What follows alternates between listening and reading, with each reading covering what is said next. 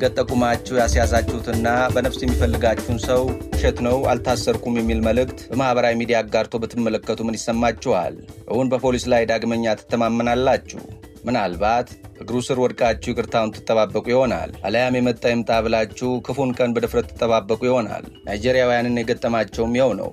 ይህ አሃዱ ዞን ነው።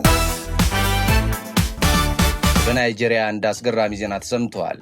በመከላከያ ሰራዊት ቁጥጥር ስር መዋሉ የተነገረለት ነውጠኛው ሰው አስገራሚም ግራ አጋቢም የተባለ ቪዲዮ መልእክት አጋርተዋል። የናይጄሪያ ጦር በበኩሉ ይህን የቪዲዮ መልእክት እየመረመርኩ ነው ብለዋል። በናይጄሪያ ከዓመት በፊት በመከላከያ ሰራዊት መያዙ የተነገረው ግለሰብ አልታሰርኩም ነፃ ነኝ የሚል ቪዲዮ በማህበራዊ ሚዲያ ማጋራቱ ተሰምተዋል። በመልእክቱ የከዱትን ለመቅጣት ተነስቻለሁ ማለቱ ናይጄሪያውያንን ክፉኛ ጭንቀት ውስጥ የከተተ ሆኗል። ለያዥ ለገናዥ ያስቸገረው ኪንግፒን አመፀኛው ሰው አልታሰርኩም ነፃ ነኝ የሚል መልእክት በማህበራዊ ሚዲያ ማጋራቱ ተሰምተዋል። የፎይታ ጊዜያቸውን ሳያጣጥሙ ተቃራኒው መርዶ መስማታቸው ናይጄሪያውያንን ግራ አጋብተዋል። የናይጄሪያ ጦር ይህንኑ የቪዲዮ መልእክት አስመልክተው የማስተባበያ መግለጫ ሰጥተዋል። ጦሩ በቃል አቀባዩ በኩል ቪዲዮውን እየመረመርኩ ነው ብለዋል። ነውጠኛው ሰው በማህበራዊ ሚዲያ ያጋራው መልእክት ቫይራል መውጣቱን ተከትሎ የተደናገጠው የናይጄሪያ ሰራዊትም ጉዳዩን በቅርበት እየተከታተለና ቪዲዮውን እየመረመረ መሆኑን ገልጿል። ጀግናው ዲያሁ በሚል ቅጽል ስም የሚታወቀው ነውጠኛው ሰው ኦሮያኒዜ በደቡብ ምስራቅ ናይጄሪያ ኦሞ ክልል ውስጥ እንደሚገኝ እየተገመተ ነው።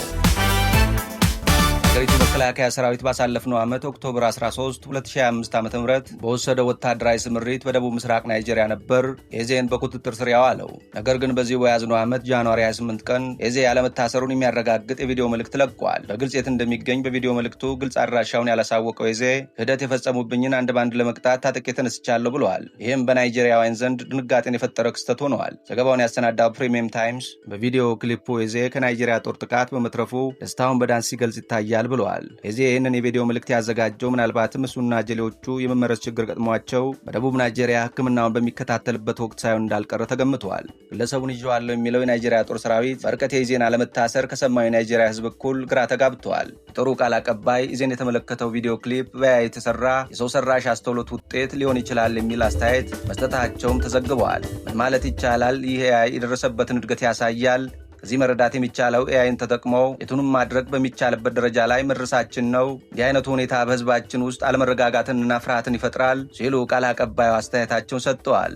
የቢያፍራን ነጻነት ያቀነቅን የነበረና ቢያፍራን ነጻ ለማውጣት ወደ ትጥቅ ትግል ፊቱን ያዞረ ሽፍታ እንደነበር የሚነገርለት ኤዜ በኢሞ ግዛት በኪንጎ የቀበሌ አስተዳደር የበርካቶችን ህይወት ከነጠቀው ጥቃት ጋርም ስሙ ተያይዞ ይጠቀሳል። ናይጄሪያ ኤአይ ድንጋጤን ፈጥሯል። አዳዲስ ሀገራዊ አህጉራዊና ዓለም አቀፍ መረጃዎች በፍጥነት እንዲደርሱ ቻናሉን ሰብስክራይብ ያድርጉ።